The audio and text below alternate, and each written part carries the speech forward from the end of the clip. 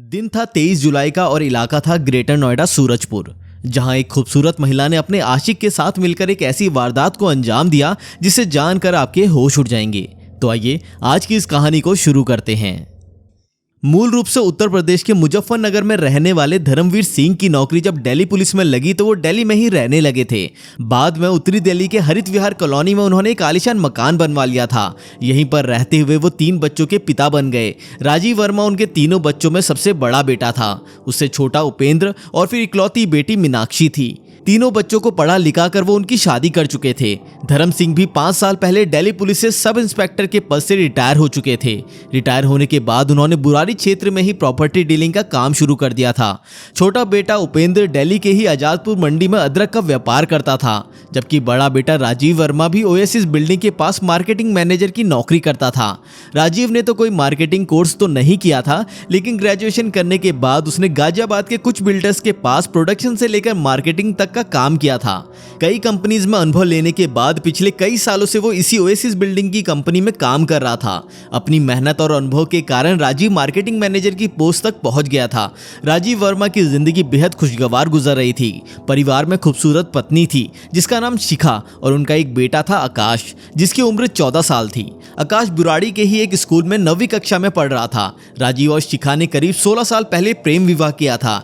ये उन दिनों की बात है जब राजीव गाजियाबाद में रियल एस्टेट कंपनी के ऑफिस में मार्केटिंग एग्जीक्यूटिव की नौकरी करता था। उन्हीं दिनों उसकी मुलाकात शिखा से हुई थी। शिखा मूल रूप से मेरठ के रहने वाले एक ब्राह्मण परिवार की लड़की थी। उसके पिता की मौत हो चुकी थी तो भाइयों के बीच वो इकलौती बहन थी। मेरठ में उसके परिवार का एक नामचीन मिष्ठान भंडार है जिसे शिखा के भाई संभालते हैं। शिखा अपने मामा के पास रहकर गाजियाबाद के कॉलेज से ग्रेजुएशन की पढ़ाई कर रही थी। एक दिन किसी दोस्त के परिवार में शादी समारोह के लिए प्रगति मैदान के युवा मंडप में गई थी। संयोग से वहीं पर उसकी मुलाकात राजीव से हुई। पहले ही मुलाकात में दोनों ने एक दूसरे को पसंद कर लिया। वहीं पर नंबर का लेन देन हो गया और उसके बाद अक्सर फोन पर बातें होने लगी। जल्द ही बात मुलाकातों तक पहुंच गई। यही मुलाकातें बाद में प्यार में बदल गई और दोनों का प्यार इस मुकाम पर पहुंच गया कि राजीव और शिखा ने शादी करने का फैसला कर लिया। लेकिन एक परेशानी थी कि दोनों की जाति अलग थी। शिखा एक ब्राह्मण परिवार की लड़की थी, इसलिए दोनों ने परिवार वालों को बताए बिना पहले आर्य समाज मंदिर में शादी कर ली। इसके बाद उन्होंने परिवार वालों को शादी के बारे में बताया। परिजनों ने शिखा की शादी को परिवार ने थोड़े विरोध के बाद मान्यता दे दी। राजीव अच्छा कमाता था, खूबसूरत था। इधर शिखा भी सुंदर थी और अच्छी संपन्न परिवार की लड़की थी। लिहाजा सब कुछ ठीक हो गया। शिखा राजीव जैसे हैंडसम पति को पाकर और उसके बाद बेटा होने के बाद तो उसकी खुशियों में 4 चांद लग गए थे। ऐसे ही हंसी खुशी में उनकी जिंदगी बीत रही थी कि अचानक एक हादसा हुआ कि इस परिवार की खुशियों में जैसे ग्रहण सा लग गया।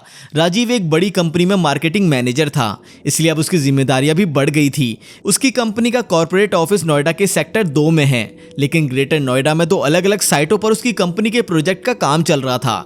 दोनों साइटों पर ही मार्केटिंग का काम राजीव वर्मा ने संभाल रखा था। 23 जुलाई 2019 की दोपहर करीब 12:30 बजे का वक्त राजीव वर्मा अपनी सफेद रंग की क्रेटा कार में सवार होकर कंपनी की साइट के लिए निकला। दफ्तर के बाहर बनी पार्किंग में गाड़ी खड़ी करके दरवाजा खोलकर वो बाहर निकला ही था कि तभी पार्किंग के समीप एक मोटरसाइकिल आकर रुकी। बाइक पर 2 लोग थे। उनमें से एक राजीव के नजदीक पहुंच गया और उसने राजीव पर गोलियां बरसानी शुरू कर दी। जो युवक गोली चला रहा था उसने अपने मुंह पर रुमाल बांधा हुआ था, जबकि बाइक पर बैठा दूसरा युवक हेलमेट लगाए हुए था। एक के बाद एक ताबड़तोड़ 5 गोलियां चली, जिनमें से 4 गोलियां राजीव को लगी और 1 गोली उसकी कार पर जा लगी। सब कुछ इतनी जल्दी हुआ कि किसी को कुछ समझ नहीं आया। साइट के गेट पर बने ऑफिस में दरवाजे के भीतर शुभम और योगपाल नाम के 2 कर्मचारी खड़े थे। उन्होंने गोलियां चलती देखी तो वो बाहर निकले और 2 हमलावरों के हाथ में पिस्तौल लिए देखकर वो उन्हें पकड़ने के लिए आगे बढ़े तो हमलावरों ने पिस्तौल का रूप उनकी ओर करके धमकी दी कि अगर कोई आगे बढ़ा तो वो उसे भी गोली मार देंगे। लिहाजा दोनों कर्मचारी वहीं पर खड़े होकर शोर मचाने लगे। तब तक गोलियां लगने के बाद राजीव खून से लथपथ जमीन पर गिर चुका था। दोनों बदमाशों ने जब देखा कि राजीव खून से लथपथ होकर जमीन पर गिर चुका है और जल्द ही भीड़ भी एकत्र हो सकती है तो उन्होंने वहां से मोटरसाइकिल दौड़ा दी। चंद मिनट्स में ही हमलावर वारदात को अंजाम देकर गायब हो गए। शुभम और योगपाल उनके हाथ में थमी पिस्तौल के कारण हाथ मलते रह गए। उनके फरार होते ही दोनों ने चीख पुकार मचाकर काम कर रहे कुछ एम्प्लॉयज को जल्दी से इकट्ठा किया। कुछ लोग इंजर्ड राजीव कुमार को उसकी गाड़ी में डालकर ले गए, जबकि 2-3 और लोग उसके साथ अंदर चले गए और तुरंत उसे ग्रेटर नोएडा के एक हॉस्पिटल में ले गए। लेकिन उसकी स्थिति इतनी गंभीर थी कि वहां उसका इलाज हो नहीं पाया, इसलिए डॉक्टर्स ने उसे कैलाश हॉस्पिटल रेफर कर दिया। इस दौरान एक स्टाफ मेंबर योगपाल ने 100 डायल करके पुलिस को घटना के बारे में सूचित कर दिया। पीसीआर वैन कुछ मिनट्स में ही घटना स्थल तक पहुंच गई। जब पीसीआर टीम को पूरी खबर मिली तो उन्होंने तुरंत सूरजपुर कोतवाली को इस घटना की इत्तला दे दी। सूचना मिलते ही सूरजपुर कोतवाली के एसएचओ मुनीश प्रताप सिंह घटनास्थल के लिए रवाना हो गए। घटनास्थल पर पहुंचने के बाद जब पता चला कि हमले में घायल राजीव को नोएडा के कैलाश हॉस्पिटल ले जाया गया है तो पुलिस टीम भी हॉस्पिटल पहुंच गई। ओएसिस बिल्डर की तरफ से इस वारदात की जानकारी राजीव कुमार के परिजनों को भी दे दी गई।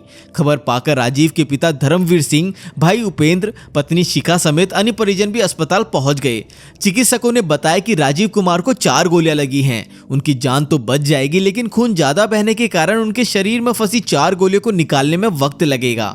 इस वारदात को सबसे पहले कंपनी के 2 कर्मचारियों योगपाल और शुभम ने देखा था, लिहाजा सबसे पहले पुलिस ने उनसे ही पूछताछ कर घटना की जानकारी ली। उनसे पूछताछ के बाद राजीव के परिजनों से पूछताछ का सिलसिला शुरू हुआ, जिसके पास जो भी जानकारी थी सबने पुलिस को दे दी। लेकिन ना तो कंपनी का कोई कर्मचारी और ना ही कोई परिजन ये बता सका कि राजीव पर यह हमला किसने किया अथवा जान लेने की कोशिश किसने की।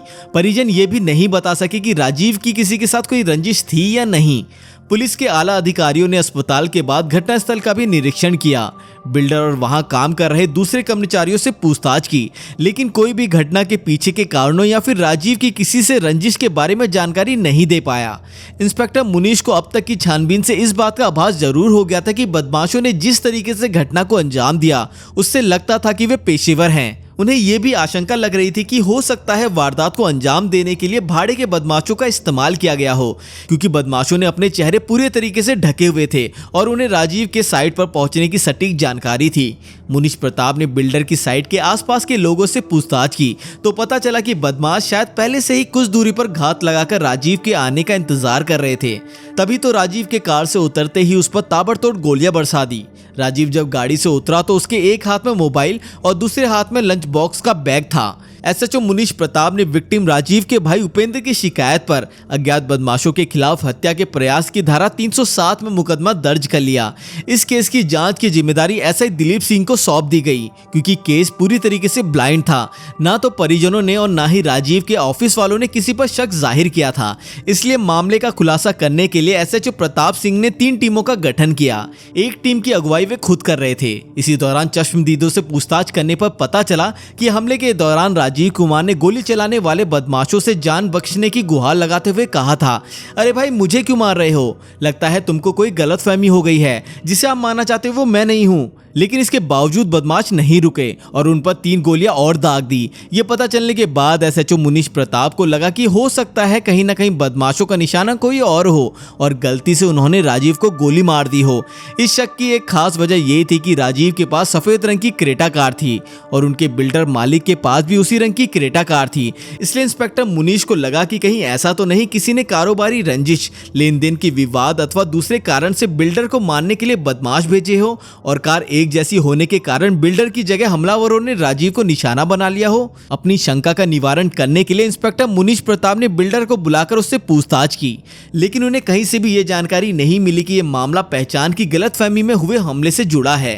पुलिस को जांच में यह भी पता चला कि बदमाशों ने जिस जगह वारदात को अंजाम दिया है वहां सीसीटीवी कैमरा तो लगा था, लेकिन वो कैमरा खराब था। अगर कैमरा काम कर रहा होता तो हमलावरों की पहचान करना आसान हो जाता। इस जानकारी के बाद पुलिस को शंका हुई कि कहीं ऐसा तो नहीं कि हमले में कंपनी का ही कोई आदमी शामिल हो और उसी ने सीसीटीवी कैमरा घटना से कुछ समय पहले ही बंद कर दिया हो। जांच पड़ताल की गई तो साफ हो गया कि कैमरा काफी दिनों से बंद था। लेकिन एक बात साफ लग रही थी कि बदमाशों को इस बात की पक्की जानकारी थी कि राजीव वर्मा किस समय साइट पर आते हैं। ऐसे में मुनीश कुमार को यह भी शक हुआ था कि कहीं बदमाश दिल्ली से ही तो राजीव कुमार का पीछा नहीं कर रहे थे। हो सकता है उन्हें रोड पर वारदात करने का मौका ना मिला हो, जिसके चलते उन्होंने इस साइट पर पहुंचकर कार से उतरते समय घटना को अंजाम अंजाम दिया हो। लिहाजा मुनीश प्रताप ने उसी दिन दिल्ली से बिल्डर साइट की तरफ आने वाले कई रास्तों पर लगे सीसीटीवी कैमरों की फुटेज भी खंगलवाई, लेकिन इसमें कहीं से भी संदिग्ध हमलावरों को पकड़ने का कोई भी सुराग नहीं मिल पाया। कई दिन गुजर गए थे, लेकिन इस घटना पर नजर रखी जा रही थी। इस मामले में राजीव की किसी से रंजिश या लेन देन के विवाद की कोई जानकारी सामने नहीं आई थी। इसके बाद पुलिस ने दूसरे बिंदुओं पर भी जांच करना शुरू कर दिया। आमतौर पर हत्या या हत्या के प्रयास की किसी वारदात में अगर पुरानी रंजिश या विवाद का कोई कारण सामने नहीं आता है तो पुलिस पुराने तरीके से तफ्तीश शुरू कर देती है, यानी जड़ जोरू और जमीन की थ्योरी को जांच का आधार बनाती है। मुनीश प्रताप ने इसी थ्योरी से जांच को आगे बढ़ाना शुरू कर दिया। इंस्पेक्टर मुनीश, महिला एसआई सरिता मलिक वो कुछ दूसरे स्टाफ को लेकर खुद ही पड़ताल करने के लिए राजीव वर्मा के बुराड़ी स्थित घर पर पहुंच गए। इंस्पेक्टर मुनीश ने राजीव के परिवार के प्रत्येक सदस्य के अलावा आस पड़ोस के लोगों से भी पूछताछ करना शुरू कर दिया। इस पूछताछ में कई महत्वपूर्ण जानकारी हाथ लग गई। दरअसल जिस दिन राजीव पर हमला हुआ उससे अगले दिन उसके अपने इकलौते बेटे का बर्थडे मनाने के लिए पहले से ही बड़े समारोह की योजना बनाई हुई थी। होना तो ये चाहिए था कि राजीव के अस्पताल में होने के कारण इस समारोह को टाल देना चाहिए था, लेकिन राजीव की पत्नी शिखा ने पति के अस्पताल में होने के बावजूद अगले दिन बड़े जोश के साथ धूमधाम से बेटे का जन्मदिन मनाया था। ये जानकारी काफी हैरान करने वाली थी। इसके साथ ये भी पता चला कि 1-1.5 साल से राजीव के अपनी पत्नी शिखा से संबंध ठीक नहीं थे। दोनों के बीच अक्सर झगड़ा होता था। हालांकि राजीव के परिजनों ने ऐसी किसी भी जानकारी से इनकार किया, लेकिन आस पड़ोस के लोगों ने बताया कि राजीव वर्मा शिखा से सीधे मुंह बात नहीं करता था और उसे अक्सर डांटता रहता था।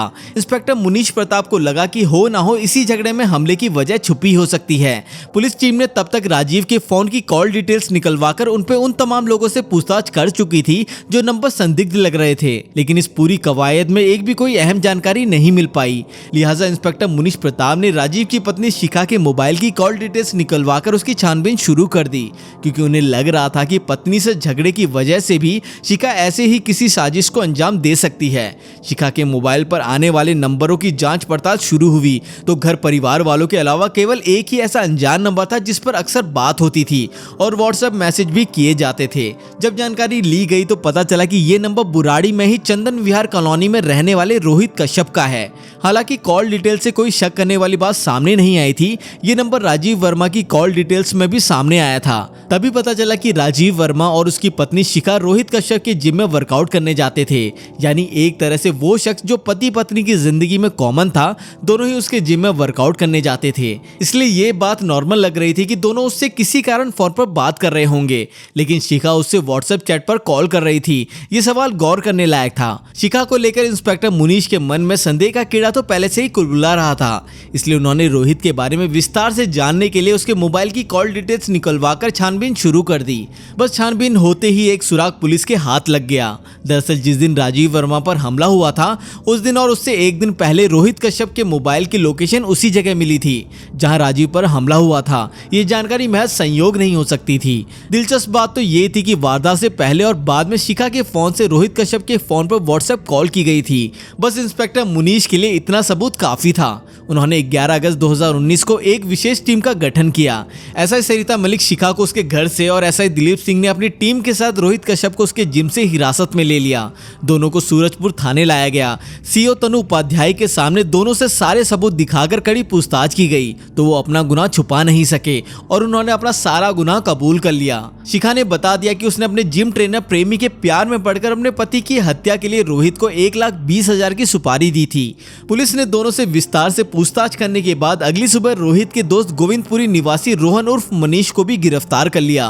तीनों से पूछताछ करने के बाद इस केस का खुलासा कुछ इस प्रकार हुआ। शादी के बाद एक बेटा होने के बाद भी शिखा की खूबसूरती में कोई भी कमी नहीं आई थी, लेकिन घर में काम करने के कारण उसका फिगर बेढौल हो गया था। राजीव हालांकि पत्नी को बेहद प्यार करता था, लेकिन शिखा के लगातार बढ़ रहे मोटापे के कारण पत्नी के प्रति उसका आकर्षण कम हो रहा था। इसलिए शिखा अक्सर दोपहर बाद शाम को जिम जाया करती थी। जिम का ट्रेनर रोहित उसे प्यार भरी नजरों से देखता था। एक तरफ जहां पति की नजरों में शिखा को तिरस्कार दिखाई देता था, रोहित के प्यार भरी नजरों के कारण वो जल्द ही उसके आकर्षण में बंध गई। रोहित कश्यप वैसे तो 8वीं पास था, लेकिन उसका शरीर बेहद आकर्षक था। हालांकि 9 साल पहले रोहित ने भी लड़की से प्रेम विवाह किया था। खुद रोहित पहले भिवानी के एक जिम में ट्रेनर की नौकरी करता था, लेकिन 2 साल पहले उसने बुराड़ी में अपना जिम खोल लिया था। लेकिन अब अपनी पत्नी से भी उसका भी अक्सर झगड़ा होता रहता था। जब रोहित ने देखा कि शिखा धीरे धीरे उसके प्यार में दीवानी हो रही है तो उसने एक और कदम आगे बढ़ाया और वो वर्कआउट करते वक्त ना सिर्फ उसके नाजुक अंगों को सहारा देता बल्कि अक्सर उसके फिगर और उसकी खूबसूरती की तारीफ भी कर देता था। बस यही वो खूबी थी जिसके कारण धीरे धीरे शिखा रोहित के प्यार में डूबती चली गई। जिम में वर्कआउट करते करते कब दोनों की नजदीकी प्यार में बदली और कब दोनों के बीच में अवैध संबंध कायम हो गए, इन दोनों को पता भी नहीं चला। दोनों के नाजायज रिश्ते को 1 साल से ज्यादा का समय हो गया था। वर्कआउट करने के बावजूद शिखा का मोटापा कम नहीं हो रहा था। पति राजीव के ताने अब और ज्यादा बढ़ गए थे, जिसके कारण दोनों में अक्सर झगड़ा भी हो जाता था। पति के ताने अब शिखा को कील की तरह चुभने लगे थे। जब ताने बर्दाश्त से बाहर हो गए तो 2 महीने पहले एक दिन शिखा अपने मन की बात रोहित से कह देती है कि अगर वो उससे प्यार करता है तो किसी भी तरह राजीव को उसकी जिंदगी से निकालना होगा। शिखा ने राजीव से बदला लेना और उसे अपने रास्ते से हटाने की ठान ली। इसके लिए उसने रोहित को 1,20,000 रुपए दिए। रोहित ने अपने पहचान वाले आदमी से एक पिस्तौल खरीदी। उसने अपने एक दोस्त रोहन को भी इस प्लानिंग में शामिल किया। शिखा ने बताया कि उसने ही राजीव को मारने की प्लानिंग की थी। उसने कहा जिस दिन राजीव ग्रेटर नोएडा स्थित साइट पर जाता है वो दोस्तों के साथ खाना शेयर करने के चलते उस दिन अपनी पसंद का अधिक खाना पैक कराकर ले जाता था और नोएडा की साइट पर जाने पर खाना कम पैक कराता। लंच बॉक्स से ही जानकारी मिल जाती थी कि वो किस दिन कौन सी साइट पर जा रहा है। 23 जुलाई को राजीव के कम खाना पैक कराने पर शिखा समझ गई कि राजीव नोएडा जाएगा। इस पर लोकेशन की जानकारी उसने अपने प्रेमी रोहित को दे दी। रोहित ने अपने दोस्तों के साथ बाइक से उसका पीछा किया और फिर घटना को अंजाम दे दिया। तो दोस्तों कुछ इस तरीके से इस क्राइम को अंजाम दिया गया। आपकी इस क्राइम के बारे में क्या राय है हमें नीचे कमेंट सेक्शन में जरूर बताएं। अगर आपको ऐसे ही क्राइम्स के तह तक जाकर सच जानना पसंद है तो हमारे चैनल को सब्सक्राइब जरूर कर लें, क्योंकि हम आपके लिए ऐसे ही क्राइम्स की कहानियां लेकर आते रहते हैं। इस वीडियो में बस इतना ही, मिलते हैं अगली वीडियो में।